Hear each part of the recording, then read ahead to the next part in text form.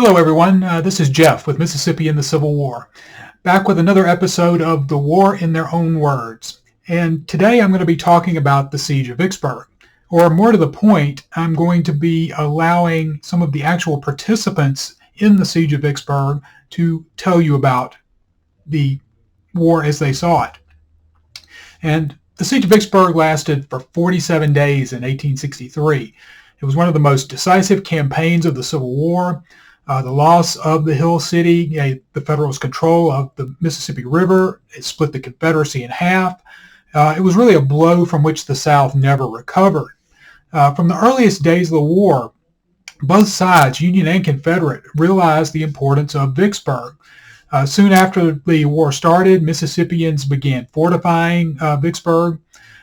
When the first Union fleet arrived in the spring of 1862 and made a surrender demand, the post commander, James L. Autry, who's shown in the picture here, gave those federal authorities this reply.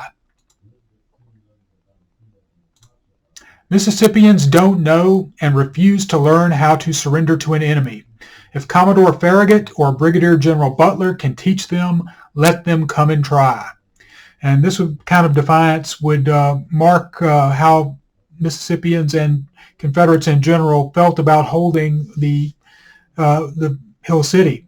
They were going to hold it as long and as hard as they could, and that's certainly what they did. Union soldiers as well realized that the fight for Vicksburg would be a difficult one. In January 1863, Sergeant Matthew R. Adams of Company B of the 13th Illinois Infantry, and this is a great picture of some of the members of the 13th Illinois Infantry that was taken when the unit was up at Corinth, Mississippi. He was one of the 13th Regiment from Illinois was one of hundreds of Union regiments that were camped just across the Mississippi River from Vicksburg in early 1863. The Hill City beckoned. It was so close. But men like Adams realized that the taking of Vicksburg was going to come at a very high cost.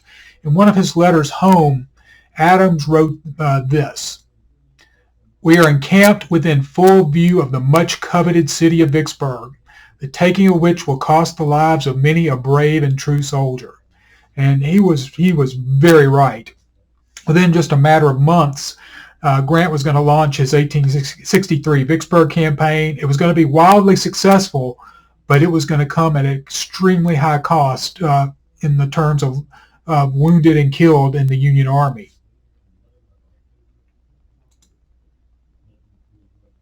So after a whirlwind campaign in the spring of 1863, the U.S. Army of the Tennessee, General Ulysses S. Grant commanding, had reached the outskirts of Vicksburg after fighting 5 battles and winning them all. Flushed with success and feeling that the Confederates were demoralized and would not hold the city, Grant ordered an attack on May 19th. This assault was easily beaten back, and one Mississippi officer later wrote, "During the evening of the 19th, after a sharp cannonade, an assault was made upon our front, which was easily repulsed with heavy loss to the enemy, but with little to us. The result of this attack must have been disappointing to General Grant. Captain James Henry Jones, Company D, 38th Mississippi Infantry."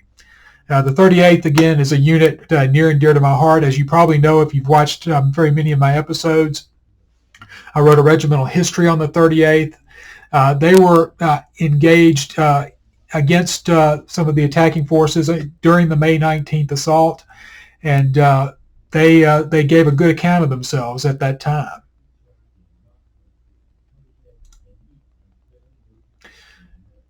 Even though the May 19th assault was easily repulsed, Grant still believed that Vicksburg could be taken by assault. So on May 22nd, he launched a larger and better coordinated assault. William H. Blaything, who served in Company F of the 30th Iowa Infantry, wrote this account of the May 22nd assault. And he said, "On the 22nd of May, our whole regiment was on the firing line, and several other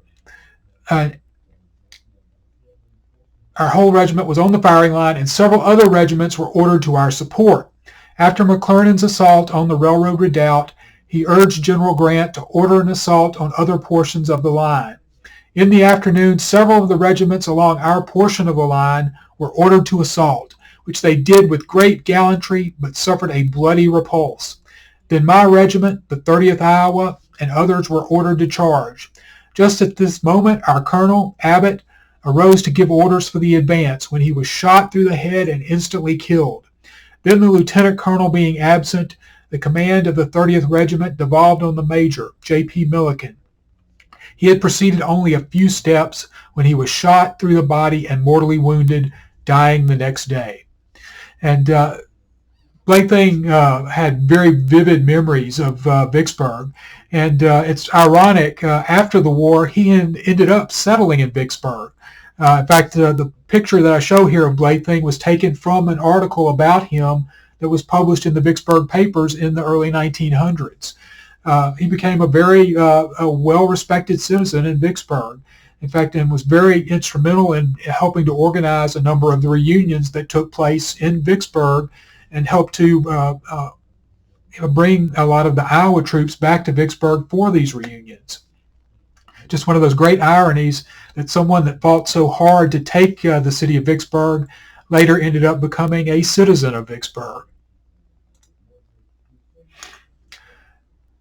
One of the major attacks during the May 22nd assault was the Union assault on the Stockade Redan, and it was led by volunteer soldiers carrying ladders and rails to bridge the ditch in front of the Stockade Redan.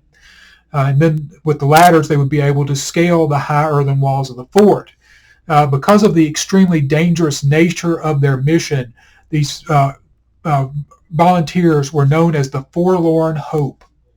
And there's a great account of what they did during the May 22nd assault. Sergeant George Powell Clark of the 36th Mississippi Infantry, the unit that was in the Stockade Redan, wrote these words. He said, "But to return, what of the men bearing the rail? As I have said, they were in front, and of course received the first shot from the tempest of shot and shell that was hurled into their ranks. It seemed that the pitiless storm swept away half of their ranks at the first fire, but others would gather up and bear them on, only to share the same fate. Their battle flags were often seen to go down, but in a moment was soon seen fluttering in the breeze as other hands bore them on toward the flaming crest of the hill in their front. Their lines wavered not, though hundreds fell in front of Fort Hill, and the rail-bearers reached the ditch in front of the fort, bridged it, crossed over to the fort, and planted their colors on our breastworks in several places." Yeah, the bravery shown by these men of the Forlorn Hope was just amazing, and their gallantry was recognized, and the Congressional Medal of Honor was awarded to a number of these men of the Forlorn Hope. In fact, I think there were more Medals of Honor awarded for this one attack than for any other one assault during the Civil War. It was just that conspicuous of the bravery on their part. It would have really been something to see. So after the failure of the May 22nd assault, Grant gave up on taking the city by storm and decided on a siege. He was going to starve the defenders out of Vicksburg. Soon the Confederates in the city were trapped by Union entrenchments that encircled the city, and they were soon being subjected to a withering fire of musketry and cannon from the Union lines. One Confederate soldier, William H. Tunnard of Company K, 3rd Louisiana Infantry, wrote this: "At early dawn, every gun along the line suddenly opened, keeping up a rapid and continuous fire. All concurred in the opinion that such a tremendous cannonading had never been equaled in their experience, and the volume of sound surpassed anything yet heard. It seemed as if heaven and earth trembled under the heavy concussion." And Tunnard would certainly know. This modern picture is of the 3rd Louisiana Redan, and it was one of the focal points of the Union artillery and musketry fire. In fact, the 3rd Louisiana Infantry Regiment was going to suffer the highest losses of any Confederate regiment during the siege of Vicksburg. They just got pummeled, and so they took a shellacking. And Life in the trenches during the siege was incredibly hard on the defenders. The threat of death was constant, day and night. Particularly dangerous were the Federal artillery batteries, which threw shot and shell into the Confederate entrenchments. In his memoir, Lieutenant Simon R. Martin of Company I, 46th Mississippi Infantry, wrote about one particular cannon shell that killed 3 men in his company. And in fact, this map was drawn by Martin for his memoir just to show how the Confederates were hit by artillery that was able to fire straight down into their part of the line that was held by his company. But this is what Martin wrote about that one particular shot that killed 3 men. He wrote, "Siah Alexander, killed by a cannon shot during the siege of Vicksburg. He was the next man to my left in the trenches and was standing in a stooping position with his face to the front, engaged in digging out a more comfortable seat, while I was sitting down with my back to the embankment reading a book. My legs were crossed, the open book resting on my knee, and held open by my left hand. The shot, after tearing away Alexander's back and cutting him nearly in two, passed over my knee near enough to scorch the back of my hand and killed 2 men on my left. I had many narrow escapes from death during the war, but never one that impressed me so forcibly as this." And these kind of close calls, happened every day during the siege. There was just so many thousands of musket balls and artillery shells being fired into the city each day. Everyone who was on the front lines was having these kind of close calls. It's just amazing more men weren't killed.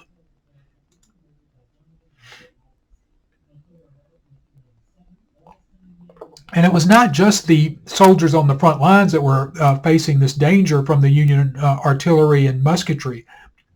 Vicksburg's civilian population very quickly learned to dig in and dig caves to protect themselves from the unrelenting shell fire being thrown into the city. Lida Lord, daughter of Reverend William Lord, the rector of Christ Church in Vicksburg, described the cave that her family lived in during the siege. She said of it, "This cave ran about 20 feet underground and communicated at right angles with a wing which opened on the front of the hill, giving us a free circulation of air. At the door was an arbor of branches in which, on a pine table, we dined when shelling permitted. Near it were a dugout fireplace and an open-air kitchen with table, pans, etc. In the wall of the cave were a small closet for provisions and some niches for candles, books, and flowers. Our cave was strongly boarded at the entrances, and we had procured some mattresses which made comfortable beds. For a time we slept in the tent and only used the cave for a shelter." And this was done by a large number of the civilian population of Vicksburg, and it was quite effective. These caves did protect the people, by and large, from the shell fire that was being thrown into the city. Now, these caves were good protection, but even one of these caves cannot protect you from a direct hit from a large caliber shell. Lucy McCrae Bell wrote in 1912 an article for Harper's Weekly called "A Girl's Experiences in the Siege of Vicksburg." And she wrote about one near miss that she had. She wrote, "A shell came down on top of the hill, buried itself about 6 feet in the earth, and exploded. This caused a large mass of earth to slide from the side of the archway in a solid piece, catching me under it. As soon as the men could get me, they pulled me from under the mass of earth. The blood was gushing from my nose, eyes, ears, and mouth." That's a pretty graphic description, and she was lucky to survive. These big shells, some of the really large caliber stuff, the Federals were throwing shells as large as 200 pounds each into the city. From some of the siege mortars that they were firing, and those things, if they made a direct hit on a cave, it was going to take you out. So she got very lucky when she survived that very near miss from an artillery shell. And the citizens of Vicksburg not only had to worry about shells being thrown into the city by the Union Army, They had to worry about the ones being thrown into the city by the Union Navy on the river as well. Sometimes the Confederate river batteries could even the score. On June 27th, they did manage to sink the ironclad USS Cincinnati when it ventured a little too close to the river batteries. In fact, Vicksburg citizen Antonio Janella wrote about this event in an article that was published in the Natchez Daily Courier. He wrote, "But the tedium and monotony of trench duty is its most disagreeable feature. There is an unceasing din of sharpshooters' rifles kept up daily along the lines, doing little damage. On the riverfront, little of importance has occurred. The boats sometimes shell our batteries at long range from below, none venturing near since we sunk the ironclad Cincinnati on the 27th. She sailed boldly down under the upper battery. Soon found in a sinking condition, she was put up steam and abandoned. Within an hour, she sunk to the hurricane deck." And that was the only Federal ship that the Confederates managed to sink during the siege. And in fact, the Federals, after the siege ended, managed to bring the boat back up, patch it up, and put it back into service. They were really good at repairing damage, and they were able to put that boat right back into service without too much of a delay.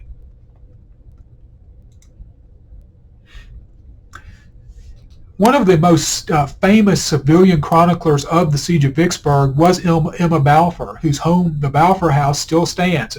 This is a modern picture of it taken in recent years. She kept a diary during the Siege of Vicksburg.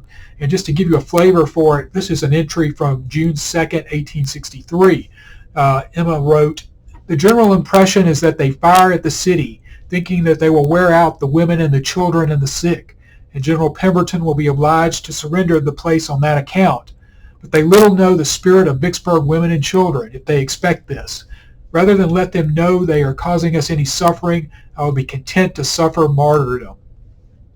And a lot of civilians felt this way, particularly at first, although as the siege went on, the constant exposure to the shell fire really did begin to take its toll on their nerves. And this is a picture of Mrs. Balfour.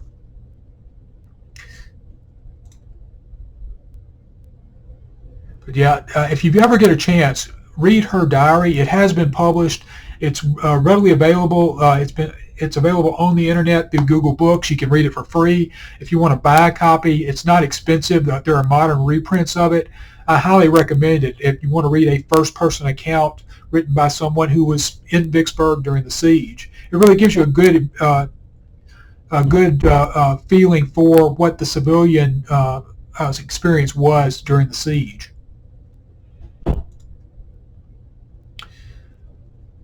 On June 25th, the Federals tried something a little bit different. Following Grant's orders to dig tunnels and set explosives under the 3rd Louisiana Redan, Union sappers detonated a mine with 2,200 pounds of black powder, causing a massive explosion and a huge crater. After that crater was formed, they rushed Federal troops into the breach. In fact, this illustration is showing the fighting taking place in the crater. The fighting went on for over 20 hours, hand-to-hand combat at extremely close range. Union regiments got stuck in that crater and couldn't withdraw back to their lines. It was a bloody affair. One Union soldier who was involved in the fighting in the crater was John T. Wiesman, who was a member of Company D, 1st Illinois Light Artillery. And he wrote about the fighting in the crater. "We stood for some time on the edge of the crater waiting for orders, seeing sights which were well calculated to freeze the blood in one's veins. Over on the Confederate side of the crater, men were grappling with each other, some clubbing with their muskets, but at the same time they were gradually rebuilding their works. After a while, General Logan, Major Stolbrand, his chief of artillery, led our squad to the Confederate side of the crater, and we began to throw shells over into the midst of the Confederates, who soon returned the compliment by throwing shells by hands into the crater. It was just a bloody affair." And unfortunately for the Federals, they were not able to force their way past this crater, and eventually they had to withdraw, and they had nothing to show for all of their losses other than just a large hole blown in the Confederate line.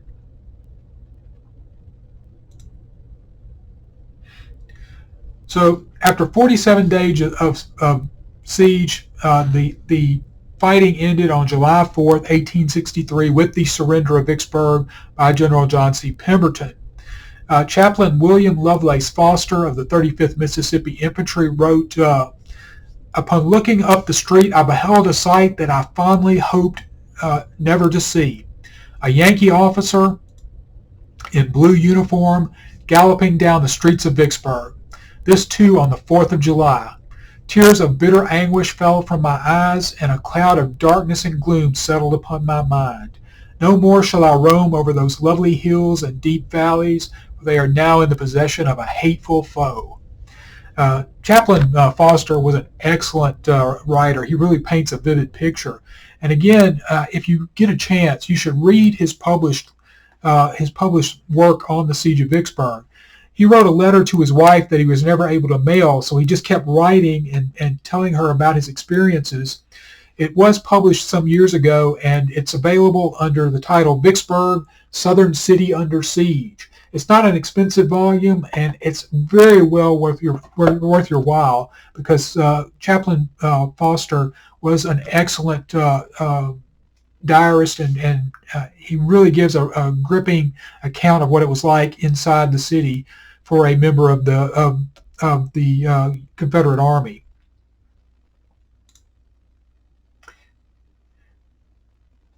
And I want to close with this one last quote by Captain Joel W. Strong, who was with Company I, 10th Missouri Infantry, U.S. And he wrote, and this was written in a letter that was posted just after the siege. "In the afternoon, the division to which I belonged marched in and took formal possession. In our regiment was a boy who had a brother in the rebel army in Vicksburg. As we came to their works, the brother was there to meet the boy in our regiment. Our boy fell out of ranks, and they walked together, arms around each other's waists. It was a sight most impressive and one to remain vivid a lifetime. The one in blue, with uniform fresh, buttons shining, gun and bayonet bright, the other in gray, ragged uniform, barefoot and grimy. It was enough to make me feel sad that such things had to be." And that's just, I thought, a great way to close out this little episode. I hope you enjoyed it. If you'd like to see more of these War in Your Own Words episodes, please let me know. If you have an idea for a particular battle that you would like to have an episode of War in Their Own Words done about, give me some ideas in the comments. I'd love to hear them. And I might just take you up and do one. I'm also working on the last episode of the regimental history of the 38th Mississippi Infantry, and I should have that done very shortly, so stay tuned for that. If you like this episode, please give it a thumbs up. And if you haven't subscribed to the channel, please do. It really helps me gauge how much interest there is in doing more of this kind of thing. So I hope you enjoyed this episode, and please tune in again. I will be back with another episode very soon. Thank you.